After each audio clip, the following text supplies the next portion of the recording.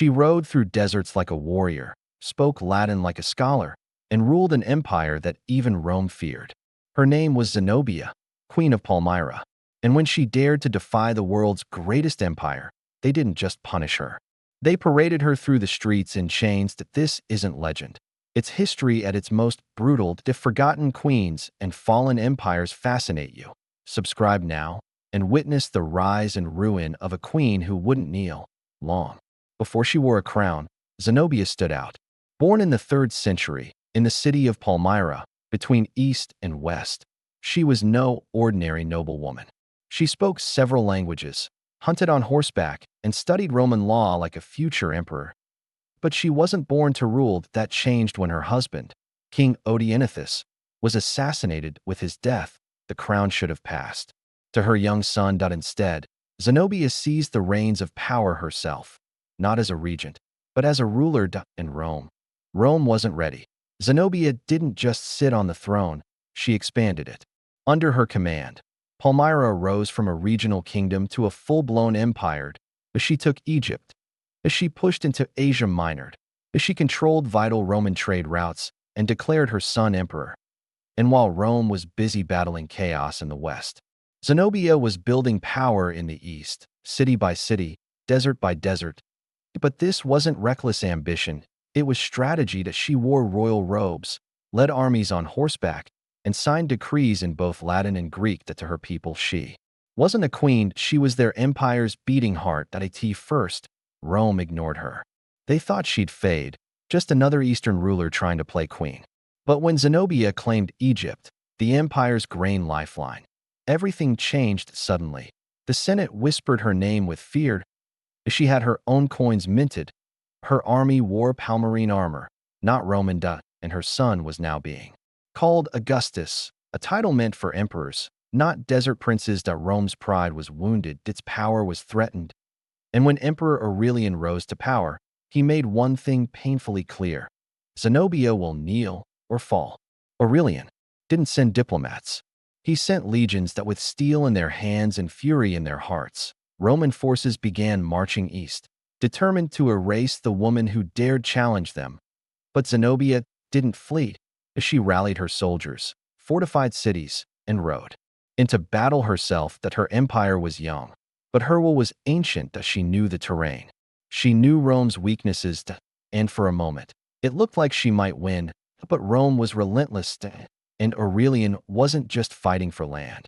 He was fighting to restore his empire's broken pride. That the war had become personal. City after city fell to Aurelian's fury, and soon, his legions reached the gates of Palmyra itself, the jewel of Zenobia's empire. Inside, the queen stood tall.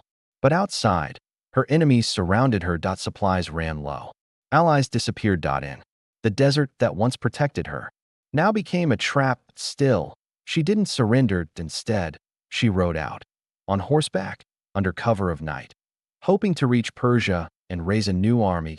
But the Romans were faster. She was captured by the banks of the Euphrates, her escape cut short by imperial horsemen. The Queen of Defiance was now Rome's prisoner. Rome didn't execute Zenobia on the battlefield.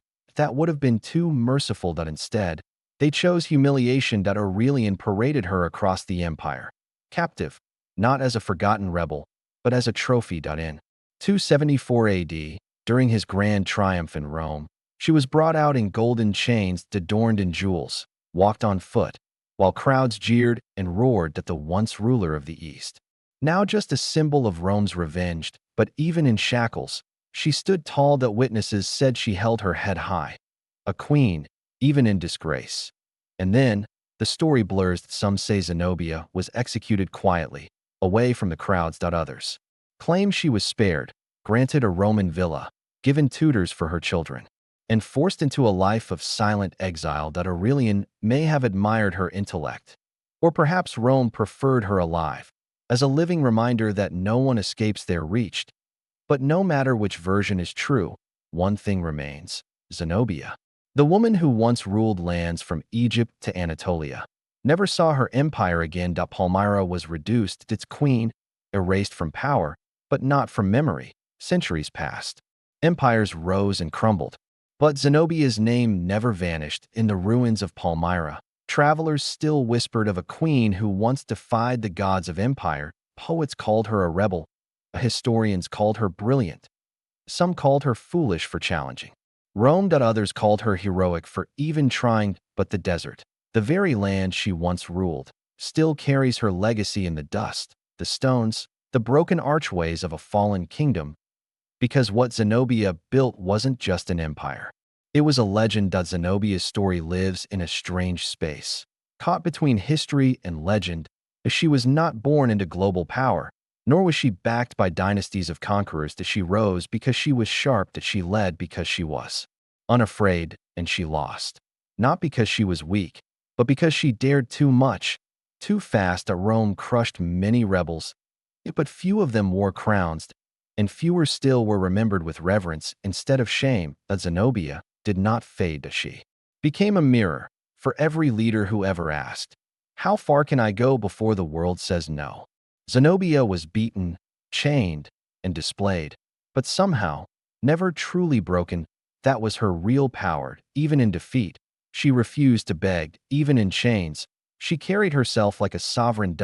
And that unsettled her enemies more than her armies ever had, because Rome could conquer lands, it could tear down cities, but it couldn't erase the image of a queen who ruled with both sword and intellect. She reminded the world that power isn't always loud, that sometimes it rides in silence.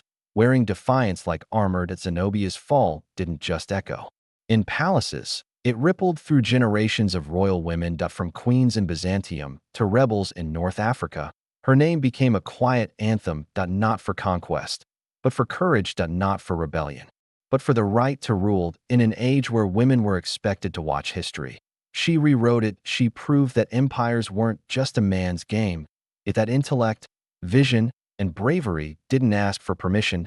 And even centuries later, daughters of empires whispered her name, not as a warning, but as a challenge.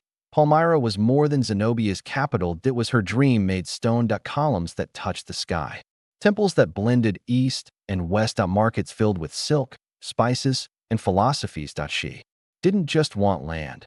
She wanted legacy. Under her rule, Palmyra became a bridge between cultures, languages, and empires. A place where Rome met Persia and bowed to neither. Even after its fall, travelers who wandered through its ruins didn't see defeat. They saw the ambition of a queen who thought beyond borders and dared to make beauty political. Today, Palmyra stands in ruin. Time, war, and conquest chipped away at its glory, but amidst the silence, Zenobia still lingers, not in voice, but in absence. In the empty arches where her banners once flew, and in the cracked roads where her armies once marched. She may not have lived to rebuild what she lost, but her ghost walks those sands with pride, because not every queen is remembered for how long she ruled. Some are remembered for how fearlessly they rose, knowing they might fall.